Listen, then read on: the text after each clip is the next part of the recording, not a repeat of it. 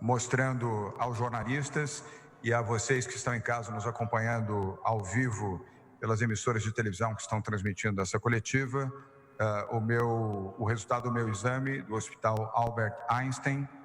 Está aqui o meu resultado. Os jornalistas já têm cópia do resultado também. Não temos aqui nenhum problema em exibir. Eu fiz ontem o teste, deu negativo, não tenho coronavírus, negativo em todos os pontos. Vocês estão vendo aqui nesta faixa a indicação do exame feito pelo Hospital Albert Einstein. Independentemente, quero deixar claro também aos jornalistas que aqui estão, à imprensa e a vocês, brasileiros de São Paulo que estão nas suas casas, que o teste do diagnóstico de detecção do novo coronavírus Covid-19 deu negativo, no meu caso, deu negativo também no caso do Dr. José Henrique Germa.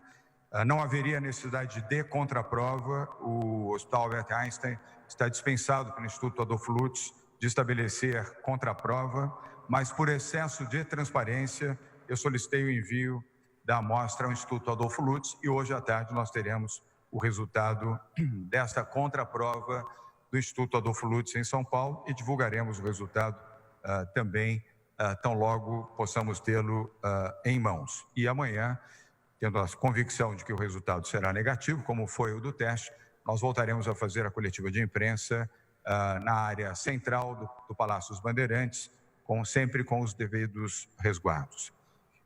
Nas informações iniciais dessa coletiva, quero lembrar que hoje começa a quarentena decretada pelo governo do Estado de São Paulo, pelo prazo de 15 dias até 7 de abril. Todos já sabem os aspectos que correspondem a esta quarentena e eu tenho certeza de que a população de São Paulo saberá respeitar responsavelmente as medidas que estão sendo aqui recomendadas pelo governo do Estado de São Paulo, em conjunto com o Ministério da Saúde e em conjunto também com as orientações da Organização Mundial de Saúde. São Paulo tem um cuidado e um zelo, as medidas são anunciadas diariamente para permitir o correto dimensionamento da crise e a correta aplicação de medidas para reduzir o efeito dessa crise de saúde e também os efeitos econômicos. São Paulo tem consciência e respeito pelas informações que são provenientes deste centro de contingência do Covid-19, agora sob a direção da doutora Helena Sato, e também as informações que são processadas por um grupo de trabalho com 22 profissionais da consultoria da Deloitte, ao lado daqueles que são responsáveis pela área econômica e a área de saúde do Estado de São Paulo, para adotar as medidas corretas. Aqui nós não precipitamos medidas, nós fundamentamos as medidas para oferecer aquilo que é correto na hora certa para a população do Estado de São Paulo. Quero começar aqui fazendo dois registros muito importantes a dois dirigentes empresariais que tomaram a decisão de não demitir os seus funcionários em qualquer circunstância até o encerramento desta crise. São dois exemplos de dignidade, de hombridade, de solidariedade e de humanidade. O empresário Rubens Ometo, presidente do Grupo Cosan, um dos maiores grupos empresariais do país, anunciou publicamente que não fará demissão de nenhum dos seus 45 mil funcionários até o final desta crise. Quero, como governador do Estado de São Paulo, cumprimentar o Rubens Ometo pela decisão acertada, correta, grandiosa e solidária.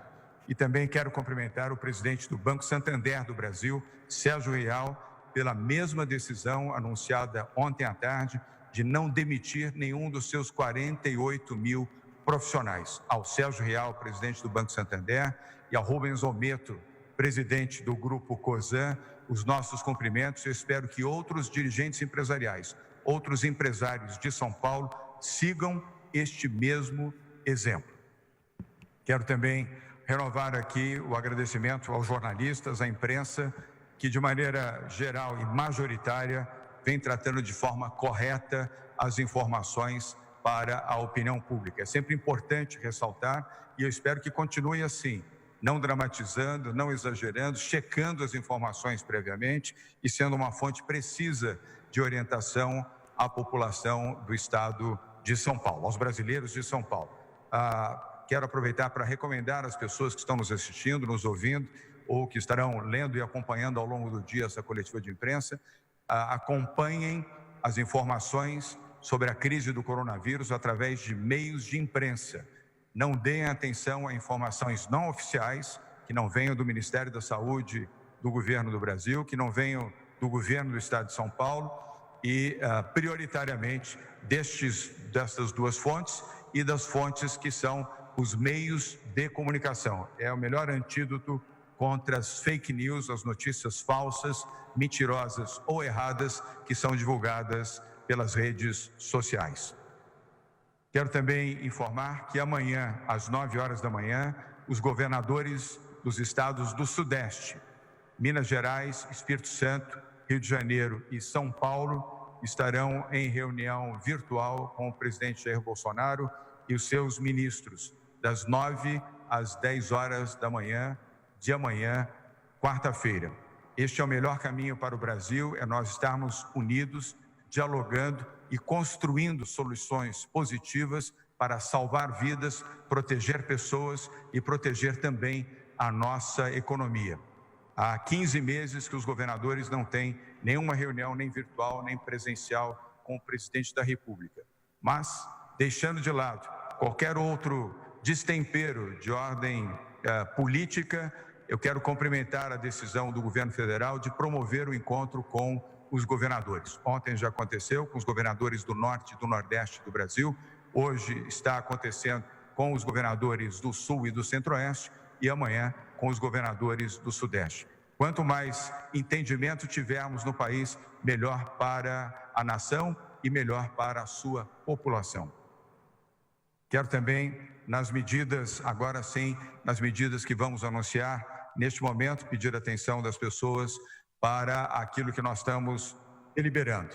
Deliberamos junto ao sistema prisional, comandado pelo coronel Nivaldo Restivo, que está aqui ao meu lado, que a partir de amanhã, aqueles que estão no sistema penitenciário vão produzir 320 mil máscaras de proteção contra coronavírus. Serão 26 mil peças por dia nas fábricas adaptadas no sistema prisional de São Paulo, seguindo os critérios sanitários, os critérios de confecção para a produção destas máscaras, que terão um custo para o governo de São Paulo de 80 centavos por peça. Portanto, o sistema prisional vai produzir, a partir de amanhã, um total de 320 mil novas máscaras de proteção contra o coronavírus. Uma atitude correta, solidária e possível de ser feita.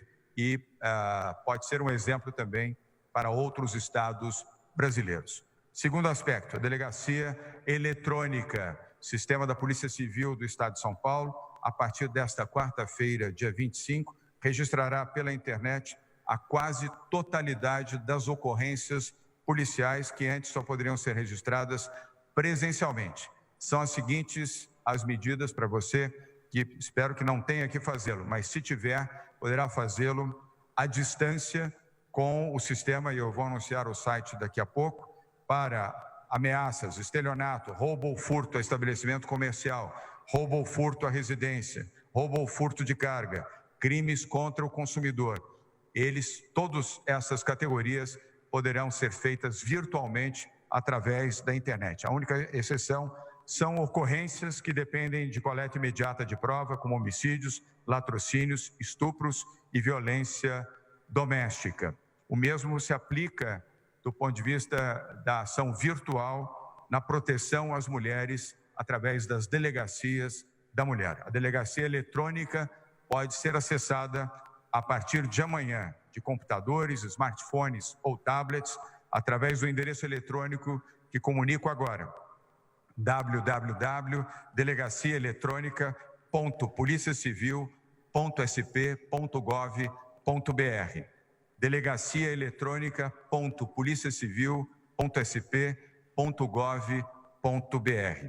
Terceiro anúncio: a Secretaria de Saúde do Estado de São Paulo vai antecipar a abertura do Hospital de Caraguatatuba, no litoral norte de São Paulo. Esse hospital estará operando já a partir do próximo dia 30 de março, segunda-feira, a sua primeira etapa das suas unidades de terapia intensiva, a segunda etapa no dia 15 de abril. Isso vai melhorar a assistência à população do estado de São Paulo, que vive no litoral norte do estado. O investimento nesse hospital tem o valor de 188 milhões de reais. Quarto anúncio, o governo de São Paulo solicitou às concessionárias de energia elétrica a isenção no estado de São Paulo, evidentemente, a isenção no pagamento de contas de luz para os consumidores mais pobres e a não realização de cortes durante este período até 30 de julho deste ano. A solicitação foi feita à ANEEL, à Agência Nacional de Energia Elétrica e também a todas as concessionárias de energia elétrica que atuam no estado de São Paulo. Esse já é um serviço privatizado, já é um serviço de concessão há muitos anos. Fizemos ontem um entendimento com os presidentes de todas as empresas e agora a consulta foi feita à ANEEL. A ANEEL é a Agência Nacional de Energia Elétrica, para que ela possa ratificar e, se fizer até amanhã pela manhã, nós poderemos anunciar amanhã às 12h30 na nossa nova coletiva de imprensa. Eu passo agora a palavra ao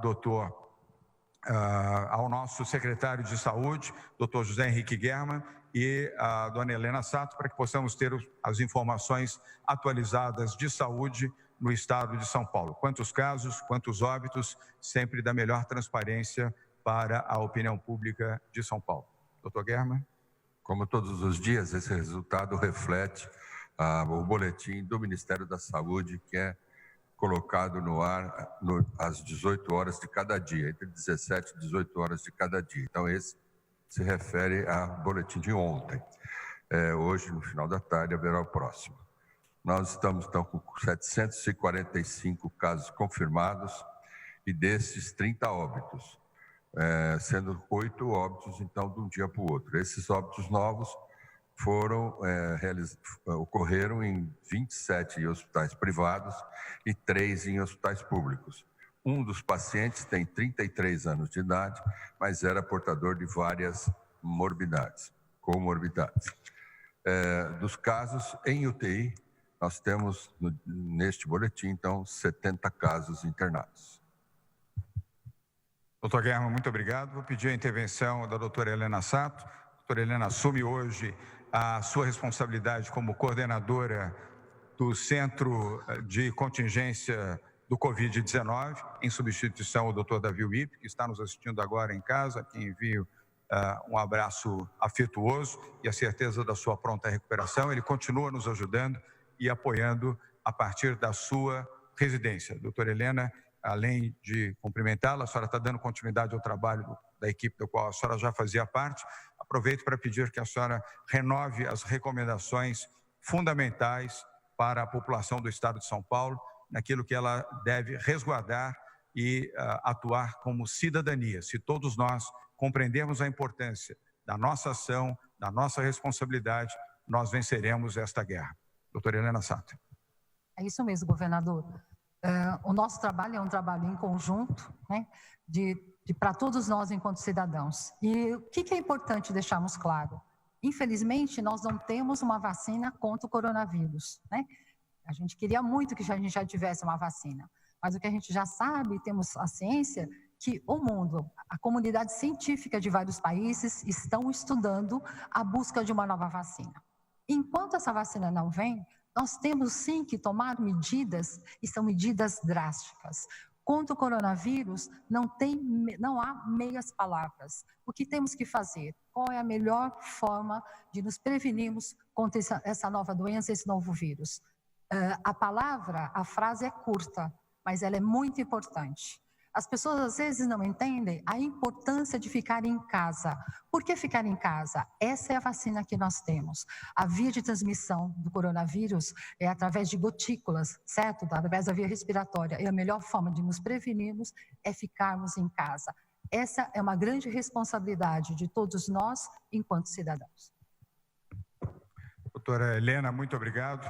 Nós vamos agora às perguntas dos jornalistas. São 12 horas e 46 minutos, estamos sempre de forma muito objetiva, muito transparente.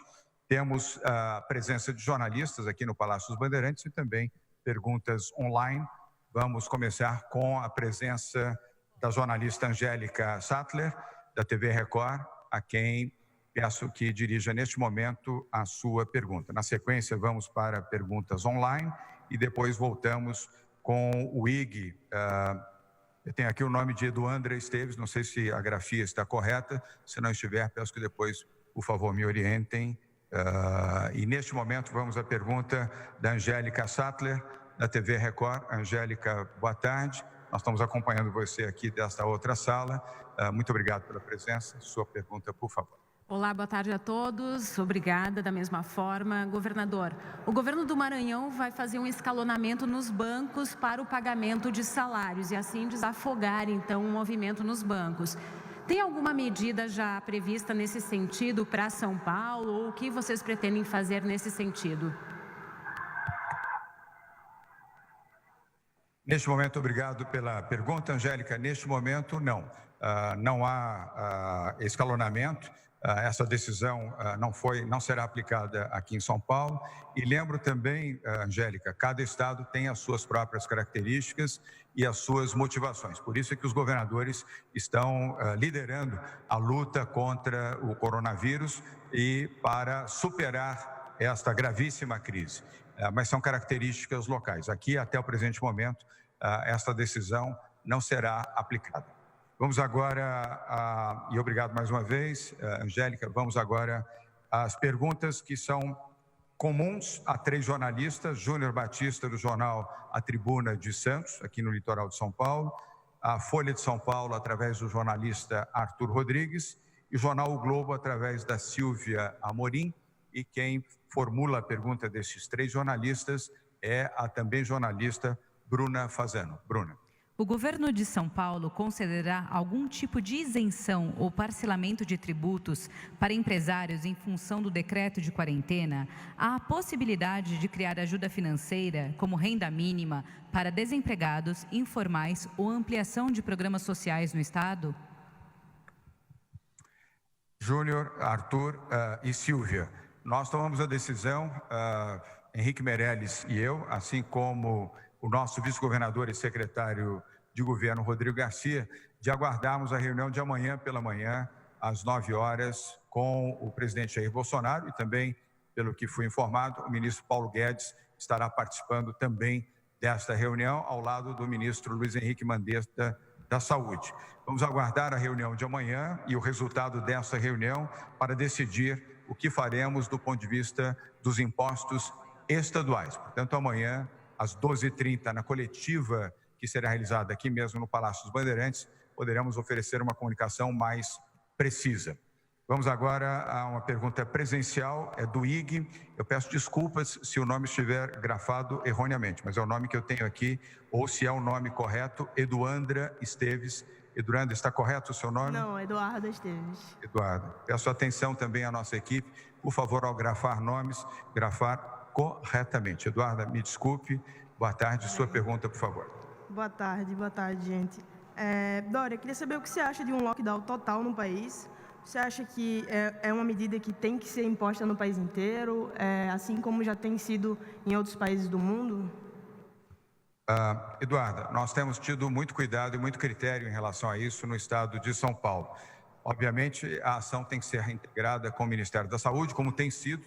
Eu ontem falei longamente com o ministro da Saúde, Mandetta, aliás, tem falado com ele todos os dias, e o mesmo não tem sido diferente com o doutor Zé Henrique Guerra e com o doutor Davi Wip, que mesmo de casa segue, evidentemente, falando e usando o seu celular. Mas entendemos que o bloqueio total, ou lockout, como se expressa no idioma inglês, neste momento não é aplicável. Nós não podemos ter um colapso no país e temos tido muita responsabilidade, cuidado e zelo para evitar o colapso. O colapso não afeta apenas as pessoas potencialmente vítimas do coronavírus, afeta a vida de 210 milhões de brasileiros e de 46 milhões destes brasileiros aqui em São Paulo. Lembrando também, Eduardo, que São Paulo concentra quase 40% de toda a economia do país. Se nós tivermos um lockout, tivermos aqui uma situação de colapso no abastecimento, na circulação de mercadorias, no não funcionamento de estradas, rodovias, portos e os aeroportos de São Paulo, paralisa o país. Para o país, isso pode provocar vítimas em uma situação gravíssima e que nós precisamos ter muito cuidado, muita cautela nas decisões que fomos aqui anunciando. Por isso, fazemos de maneira gradual, responsável e fundamentada em dados e informações. Eu não digo que não possamos chegar até este momento, mas até hoje, dia 24 de março, não houve esta necessidade. E peço mais uma vez, aproveitando a sua pergunta, Eduardo, que as pessoas que estão nos acompanhando aqui sigam a orientação sanitária dos médicos e especialistas. Fiquem em casa. Se puderem, trabalhem de casa, fiquem em casa, estabeleçam novos hábitos, protejam as pessoas com mais de 60 anos e tenham responsabilidade e acompanhem as notícias diariamente pelas emissoras de televisão, pelas emissoras de rádio, pelos sites de notícias, pelos jornais, por revistas, na versão impressa ou eletrônica. Eduarda, mais uma vez, muito obrigado pela sua pergunta. Vamos agora a uma pergunta não presencial, ela é online, ela vem do jornal O Estado de São Paulo, do jornalista Bruno Ribeiro. A pergunta será lida pela jornalista Bruna Fazano.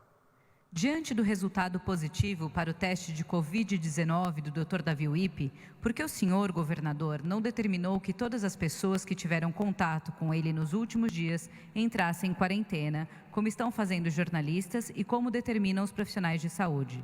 Secretários, funcionários e assessores que estiveram com o Wippe nos últimos dias não foram testados ou estão fora de quarentena. O senhor não deveria dar o exemplo? Bruno, aceito a sua pergunta, mas lamento também na forma em que você a colocou. Nós aqui somos todos responsáveis. Você não está conversando com um governador que é irresponsável ou que minimiza os efeitos dessa grave crise ou as circunstâncias de saúde. Você sabe disso e os jornalistas do Estado de São Paulo sabem também. Não há necessidade de quarentena. Fizemos o que tínhamos que fazer, o teste. Eu, o doutor German, que aqui está, Bruno Covas, que fez esta manhã, e todos aqueles que tiveram contato com o Dr. Davi Wippe. Mas não há necessidade de quarentena. E peço que, por favor, ao formular perguntas, compreenda a quem você está formulando. Aqui, em São Paulo, temos responsabilidade, comando e sabemos aquilo que estamos fazendo. No ponto de vista da saúde individual, seja minha, seja dos colaboradores do Estado de São Paulo, sejam daqueles que estão envolvidos diretamente nessa grave crise. Não tomaremos atitudes precipitadas e muito menos as que não estejam fundamentadas em critérios claros e objetivos de saúde. E agora eu peço a palavra do Dr. Zé Henrique German, secretário de Saúde do Estado de São Paulo, e os comentários da doutora Helena Sato. Dr. German. Boa tarde, Bruno. Boa tarde a todos. Nesse sentido, o Centro de Contingência esteve reunido a manhã toda e estamos alinhados com o Ministério da Saúde para estabelecer exatamente uma revisão da portaria desta regra. Porque existe, inclusive, uma portaria que nós consideramos maior do que esta, que é a seguinte. Os profissionais de saúde têm a obrigação e têm a missão de tratar os pacientes e, por isso, nem aqueles acima de 80 anos de idade, de 60 anos de idade foram dispensados do trabalho. Todos eles estão trabalhando, todos eles estão exercendo as suas funções normalmente. Então, não é agora que a partir de uma questão específica do exame que nós vamos colocar os serviços em risco de colapso por causa disso. Por quê? Porque uma série de pessoas que tiveram contato com pessoas positivas, vamos chamar desta maneira, passam então agora a não trabalhar. Isso pode ser para o público em geral, mas não para os profissionais de saúde. Então nós estamos fazendo esta revisão, estamos alinhados com o Ministério, até amanhã nós temos uma determinação nova. Doutora Helena Sato. Eu só quero reafirmar as palavras do secretário, né? E que todo cuidado, né? Nós que trabalhamos na Secretaria de Saúde, né? Na coordenação, né, de todas as ações em relação ao corona, nós estamos seguindo corretamente, certo? Passo a passo, de acordo com as orientações do Ministério da Saúde. Então, eu só quero corroborar o que o nosso secretário comentou, uma ação em conjunto com as 3 esferas de governo. E para complementar, antes da próxima pergunta, que virá da Globo News, Bruno, eu como governador do estado fiz o que a recomendação médica exige nesses casos. Fiz o exame, testei, fiz quarentena enquanto não tinha o resultado deste exame, sequer fui à minha casa, dormi aqui no Palácio dos Bandeirantes, segui rigorosamente as orientações sanitárias de médicos especialistas e infectologistas e coloquei com transparência o meu exame na internet e agora apresentei a todos vocês. E continuaremos agindo desta maneira, de forma transparente e responsável, sem precipitações. E Bruno, se nós tivéssemos que exigir quarentena de todos aqueles que tiveram contato, além do teste, que é obrigatório e temos que fazer, mas a quarentena, não teríamos mais profissionais de saúde nos hospitais e nos centros públicos de saúde do estado de São Paulo e outras partes do Brasil. Todos eles teriam que seguir a sua orientação e fazer quarentena também. Vamos à próxima pergunta, que é do jornalista William Cury, da Globo News. Will, boa tarde. Sua pergunta, por favor. Boa tarde a todos. Governador, eu queria saber qual que é a lista de demanda que o estado de São Paulo vai levar para a reunião de amanhã com o presidente Bolsonaro.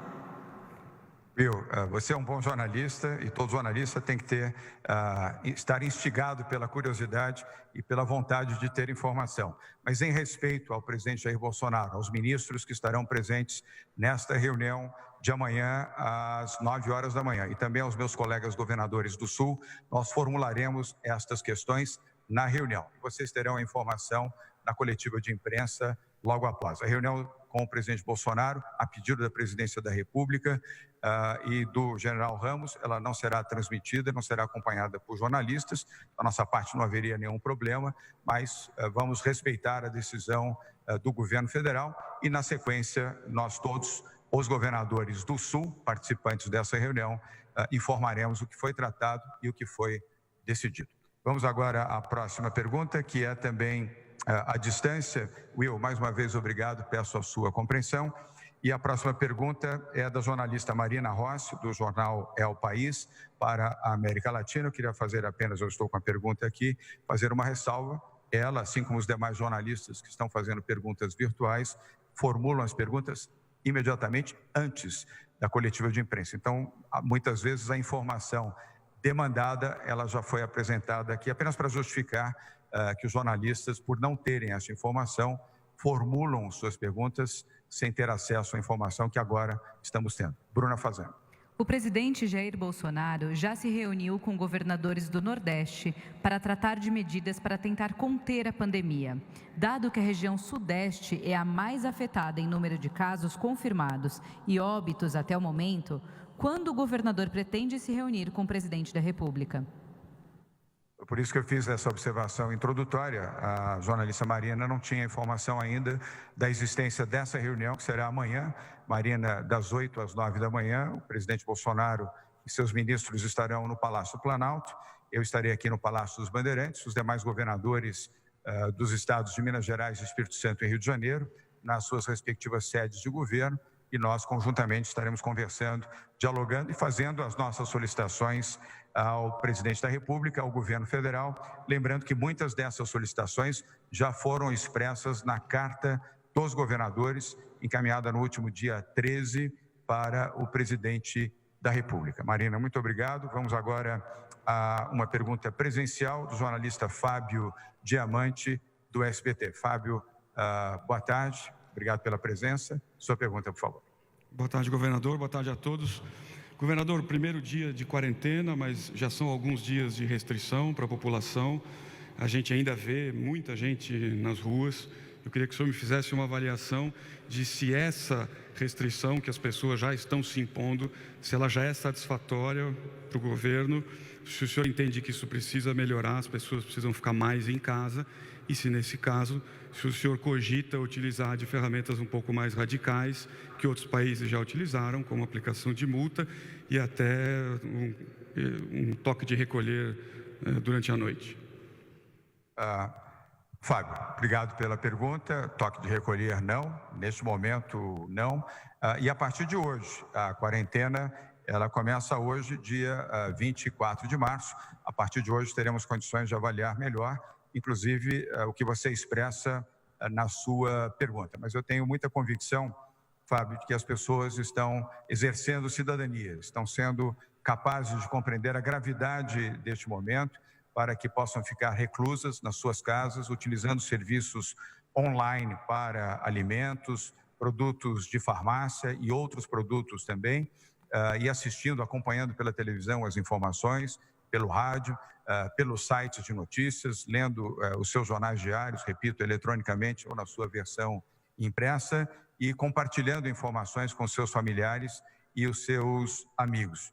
Eu confio que a população brasileira, e principalmente a população aqui de São Paulo, está consciente da gravidade deste fato e de que saberá a importância de seguir a orientação de ficar em casa, com exceção daqueles que já receberam autorização para o trabalho presencial, os demais devem permanecer em casa. Se tiverem dúvidas, nós temos vários sites do governo do Estado de São Paulo, da Prefeitura da capital de São Paulo e também das prefeituras municipais, com as devidas orientações.